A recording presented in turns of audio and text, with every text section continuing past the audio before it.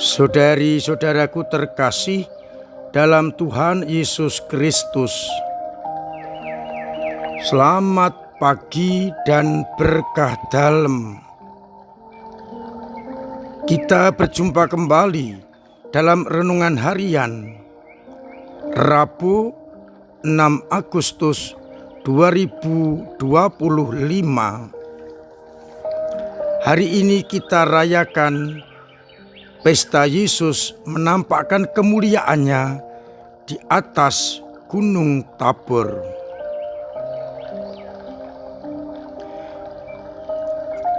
Permenungan kita akan kita dasarkan pada bacaan Injil yang mengisahkan peristiwa penampakan kemuliaan Yesus di atas Gunung Tabor itu. Yesus mengajak ketiga muridnya, yakni Petrus, Yohanes, dan Yakobus, naik ke atas gunung untuk berdoa. Ketika sedang berdoa, Yesus berubah rupa dan pakaiannya menjadi putih berkilau-kilauan. Kemudian tampaklah dua orang bersama dengan dia bercakap-cakap, yaitu Musa dan Elia. Keduanya menampakkan diri dalam kemuliaan dan berbicara dengan Yesus tentang kepergiannya ke Yerusalem untuk menggenapi nubuat Nabi.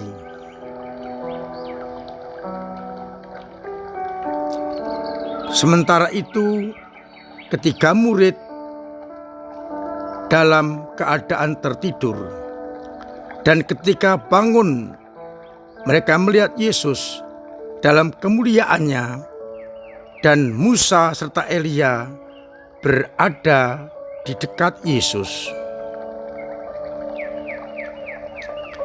Lalu Petrus berkata kepada Yesus, "Guru, betapa bahagianya kami berada di tempat ini. Baiklah, aku dirikan sekarang juga 3 kemah. 1 untuk engkau, 1 untuk Musa, dan 1 untuk Elia." Namun Petrus tidak mengerti apa yang ia katakan itu. Sementara itu, datanglah awan menaungi mereka. Dan ketika mereka masuk ke dalam awan itu, terdengarlah suara dari surga, "Inilah anakku yang terkasih, dengarkanlah dia." Ketika suara itu terdengar, Yesus tinggal seorang diri saja.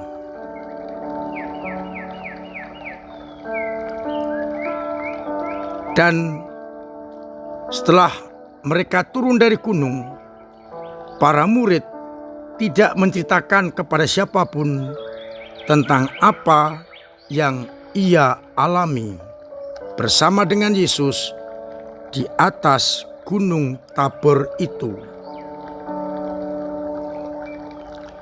Saudari-saudaraku terkasih dalam Kristus, Yesus menampakkan diri kepada ketiga muridnya dalam kemuliaan di atas Gunung Tabor. Gunung Tabor dianggap gunung kemuliaan karena disitulah Yesus menampakkan diri kepada ketiga muridnya dalam kemuliaan. Penampakan kemuliaan bermaksud memberikan peneguhan kepada para murid bila nanti menghadapi berbagai macam tantangan dan kesulitan karena mereka mengikuti Yesus. Mari kita lihat, kita coba mengerti, merenungkan sabda Tuhan ini dan peristiwa penampakannya. Yesus menampakkan diri di hadapan Musa dan Elia. Kita tahu siapa Musa, kita tahu siapa Elia. Musa adalah pemimpin bangsa Israel yang membebaskan orang-orang Israel dari perbudakan bangsa Mesir. Elia adalah nabi agung, nabi besar yang melawan dewa-dewa Baal dalam perlombaan persembahan untuk meyakinkan umat Yahweh lah yang harus disembah, dan Elia menang.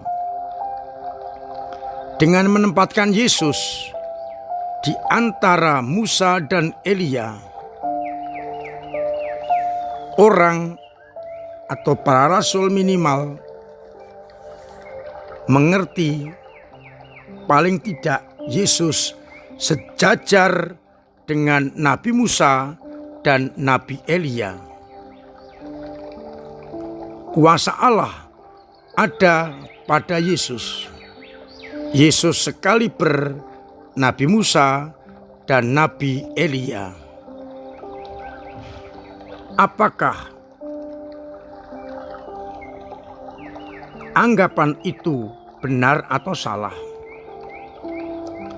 Ada benarnya, namun kurang sempurna. Yesus memang hebat, namun tidak hanya sekaliber Musa dan Elia, lebih dari itu. Lalu kalau begitu, siapa Yesus? Ketika awan menaungi mereka dan suara Allah terdengar, "Inilah anakku yang kukasihi, dengarkanlah dia." Siapa Yesus? Dialah anak yang kukasihi, artinya anak yang datang dari Bapa. Dia adalah anak Bapa, putra Bapa yang dikasihi. Yesus adalah putra kesayangan Bapa. Dan mengapa dia dikasihi? Ia adalah putra tunggal. Dan dia mewujud nyatakan konsekuen dengan martabatnya sebagai anak Bapa. Maka Yesus hanya melaksanakan kehendak Bapanya. Kita tahu, mengatakan, makananku ialah melaksanakan kehendak Bapa.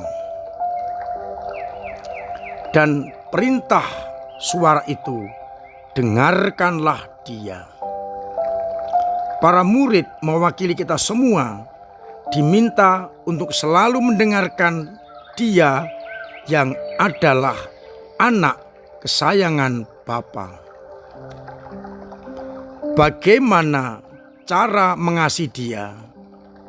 Yakni kalau kita hidup menurut sabda dan kehendaknya. Mengasihi dia berarti hidup seperti Yesus yang juga menegaskan makananku ialah melaksanakan kehendak Bapa. Dengan demikian, maka jelas siapa Yesus. Tidak hanya sekali Musa atau Elia, tapi dia adalah anak kesayangan Bapa yang selalu melaksanakan kehendak Bapanya. Lalu apa yang bisa kita petik? Kita juga mengaku diri sebagai anak-anak Allah, anak-anak Yesus Kristus, saudara-saudara Yesus. Sudahkah aku melaksanakan kehendak-Nya dan mendengarkan sabda serta kehendak-Nya? Kalau demikian, maka kita pantas disebut sebagai anak-anak Allah. Dengan penampakan kemuliaan, para murid dan kita semua diharapkan tidak akan takut dan ragu-ragu menghadapi tantangan dunia ini, karena kita akan ikut ambil bagian dalam kemuliaannya kalau kita setia bertahan di dalam iman. Oleh karena itu, mari bersama-sama kita benar-benar mendengarkan suara Yesus. Mendengarkan Yesus dalam melaksanakan kehendak Bapa. Dan ketika kita menghadapi tantangan dan kesulitan, kita lihat kemuliaan yang akan diberikan juga kepada kita. Semoga kita semakin mampu untuk hidup di dalam kasih-Nya. Tuhan memberkati kita sekalian. Amin.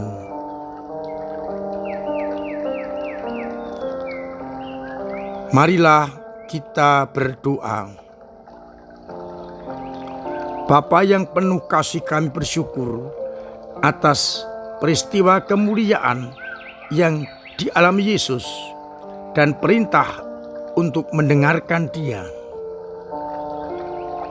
Karena kami mempunyai harapan menjadi anak-anak-Mu dengan setia melaksanakan kehendak-Nya, maka yang akan ada, yang kami terima adalah kebahagiaan, kemuliaan, hidup kekal, hidup bahagia.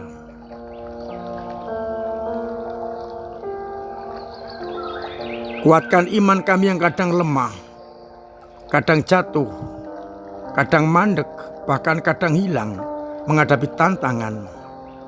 Semoga kami Kau kuatkan untuk terus mendengarkan Dia dan melaksanakan sabda-sabdanya. Semoga umat-Mu yang sakit Engkau sembuhkan, yang punya beban berat Engkau ringankan, yang punya persoalan Engkau bantu untuk mengurai, dan yang kesulitan ekonomi Engkau beri keberhasilan usaha-usahanya untuk menopang hidup mereka.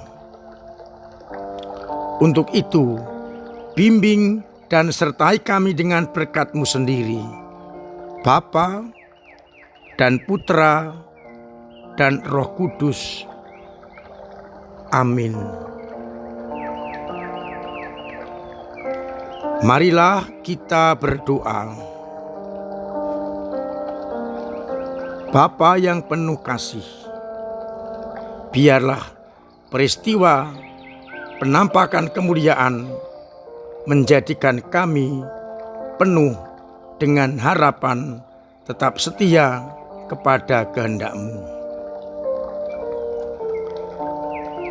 Saudara terkasih, saya mengucapkan terima kasih atas peran serta panjenengan dalam gereja lewat doa-doa, pemberian diri, pemberian tenaga, pemberian waktu, dan pemberian karya, serta pemberian dana yang sungguh menguatkan hidup kami.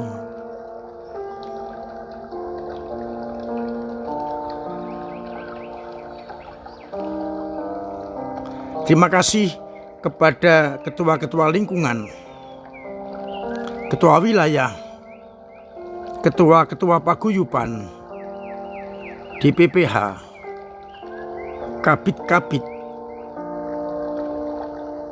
ketua timpel, prodiakon, dan semua pelayan gereja yang dengan cara masing-masing memberikan kontribusi bagi gereja yang buat gereja kita semakin berkembang, semakin kokoh kuat, semakin katolik dan apostolik. Mari kita terus dorong umat untuk ambil bagian dalam kehidupan kita, kehidupan menggereja, kehidupan bermasyarakat, agar akhirnya kita semakin katolik dan apostolik. Akhirnya saya mengucapkan selamat pagi, selamat merenungkan, salam sehat, Tuhan memberkati.